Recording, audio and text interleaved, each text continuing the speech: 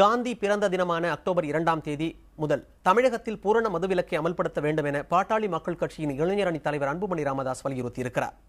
ஈரோடு மாவட்டம் வீரப்பன் சத்திரத்தில் நடைபெற்ற ஆர்ப்பாட்டத்தில் கலந்து கொண்ட அவர் பூரண மதுவிலக்கு அறிவிப்புக்கு முன்னோட்டமாக அனைத்து ஊராட்சிகளிலும் தீர்மானம் நிறைவேற்றி நடவடிக்கை மேற்கொள்ள வேண்டும் என கேட்டுக் கொண்டார்.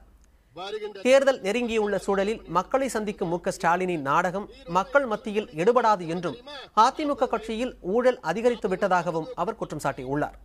மேலும் அதிமுக ஆட்சியில் சட்டம் ஒழுங்கு பாதிக்கப்பட்டுள்ளதாகவும் முதலீட்டாளர்கள் மாநாடு நடத்தி அதிமுக மக்களை ஏமாற்றுவதாகவும் அன்புமணி விமர்சித்துள்ளார். வருகின்ற அக்டோபர் மாதம் 2ஆம் தேதி அன்று காந்தி பிறந்த நாள். தமிழக அரசு தமிழ்நாட்டிலே பூரண மது விலக்கை அறிவிக்க வேண்டும். இது ஒட்டுமொத்த தமிழக மக்களுடைய கோரிக்கை. இது ஏதோ என்னுடைய கோரிக்கை மட்டும் கிடையாது. ஒட்டுமொத்த தமிழக மக்கள், குறிப்பாக பெண்களுடைய கோரிக்கை.